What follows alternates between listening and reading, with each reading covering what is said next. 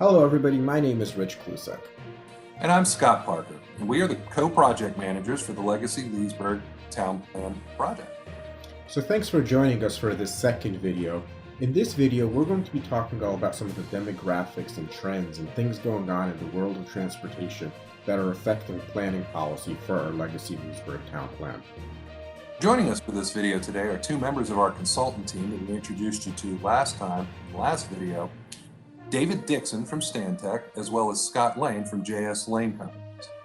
And that's right, they're going to tell us about some demographics and transportation respectively, but before we do that, Brian Boucher will tell us a little bit more about why Leesburg is even here and some of the changes we've already seen in the past couple hundred years. If we go back to the beginning and why is Leesburg here, it's relatively simple. It was an enterprising 18th century developer, a gentleman named Miner. So what had happened is after the 1730s, there was a treaty that essentially said all land east of the Blue Ridge Mountains was going to be open to settlement. So people started heading west. And as they did so, they created a road called the Potomac Ridge Road that's running out towards Winchester, today's Route 7. Now, heading north-south was what we call today Route 15, was actually an old Indian trail. So the two intersected right here at Leesburg down on our courthouse square. This gentleman, Mr. Miner, he realized that was a good place to put a tavern. And then what happened was Loudoun County was created in 1757 and it would need a site for a courthouse. So he very quickly platted the land around this crossroads, 60 lots, and basically made an effort with local politicians to get the county courthouse placed here in his new settlement, and he was successful. Leesburg grew very slowly originally, so by the time of the American Revolution, you had about 500 people. It was the largest settlement in Loudoun County at the time, but then growth was relatively slow. So by the time of 1860, in the American Civil War, you had about 1,700 people in Leesburg. The Civil War had a tremendous impact, and the population actually decreased, so that by the time of 1950, you only had about 1,700 people living in Leesburg 100 years after the Civil War. But change began really in the decade of the 50s to the 60s, so that by the early 60s you had over 3,000 people. The development pressure really began to accelerate in the 1980s, particularly for housing development in around the town to kind of feed those growing jobs to the east of Leesburg. And that's when we got some of our first communities, planned communities in the mid-1980s. If you had seen Leesburg in 1964, old enough to understand it and appreciate it, and then you saw it in 1985, you would have been pretty amazed by the amount of change, in particular the growth in the town, both in the population and also in the services that were available to you. But one thing that I'd say was very positive is the diversity in restaurants that were coming into town was a good thing, but you were also seeing changes in the population makeup itself. And on top of that, you were seeing more job growth. If it wasn't happening in Leesburg, it was happening nearby and people were living in Leesburg. So you actually saw, I think, an increase in, frankly, the standard of living of the average person in the area. I'm David Dixon, Stantec's Urban Places Fellow. I've had the pleasure and honor of working with you and a great many of your members of your community to develop Legacy Leesburg. In many ways, the fundamental demographic, economic development, mobility, even environmental forces that would have shaped the policies that were relevant for Leesburg, that Leesburg should be putting in place for the last 20, 30, 40 years, are very different today and going forward for the next 20 years. So we are entering a period where for the next 20 years, 80+% of our net new households are going to be singles and couples without kids. But now let's stop and think about something else that's happening to us, and frankly, particularly in suburbs, we, like me, are getting older. So a majority of growth in Northern Virginia and probably Leesburg, but certainly the region, and this will affect Leesburg in very direct ways, will be folks over 65 for the next 20 years. At the same time, our workforce will be growing far more slowly than it did steadily from the end of World War II up until about 2010. In fact, it's growing at about half the pace now that it did in 2010 and before. And in 2040, our workforce will still be growing more slowly than it did in 2010. So what this means, as particularly at a time when a large majority of net new jobs require college, higher education, even in manufacturing, a majority of jobs now require higher education. We have a growing shortage of educated workers, often referred to as talent, and jobs and investment are following this workforce. So it is very important for a community to create the kinds of amenitized, community-rich, sort of walkable neighborhoods that the housing market will support for Leesburg to attract the talent, the folks who in turn attract jobs and investment going forward. This is the most urban market we will have had basically probably in our history.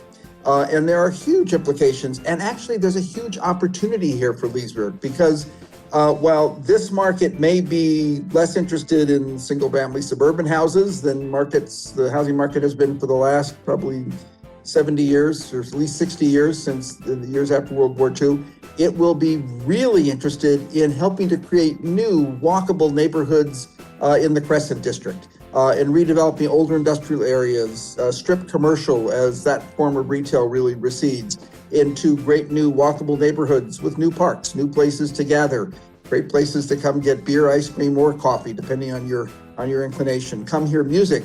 And it's actually this kind of amenity that, frankly, in a world where there is naturally less demand for single-family detached houses, that will really build the demand for Leesburg's single-family neighborhoods, because they will, in a great many cases, be within a short walk or, at the worst, a short drive of these terrific, highly amenitized places. These are also places that will create a lot of value. They will be mixed use, places where people live, work, play, innovate on a per square foot basis. This is going to be valuable real estate. That means they will be a real fiscal boon to a place like Leesburg. That's always nice. The one thing I want to quickly note is it doesn't affect a blade of grass on anybody's single family front yard. These changes don't take place in the midst of existing single family neighborhoods. They take place in older industrial areas, strip commercial, things I mentioned earlier, which are losing their value and ready for change. What's happening in the world of retail is change. It is actually retail that is within walking distance and preferably 5 minutes of where folks live that is actually growing. This is where retail rents are rising fastest. Retail sales per square foot are rising fastest. Literally half of all retail leases last year in the US were for restaurants or someplace serving food, and largely supported by folks who could walk there within 5 minutes. That's a quarter mile. And as Amazon and its competitors are perfecting their distribution systems and approaches, as Amazon seeks to increasingly deliver to you the product you bought the same day you bought it, not even next day. But it is the future and demonstrates how fragile auto-oriented mass market, big box retail, et cetera, is. Are people's preferences changing? I would say for where they live and work and actually shop, very much yes. And this has been a steady process that's been going on for more than a decade. Walkability and the desire to live, work, or shop in some place correlate very highly. People like to be in places that invite them to walk and sit down and run into a friend. Places that actually promote a sense of community.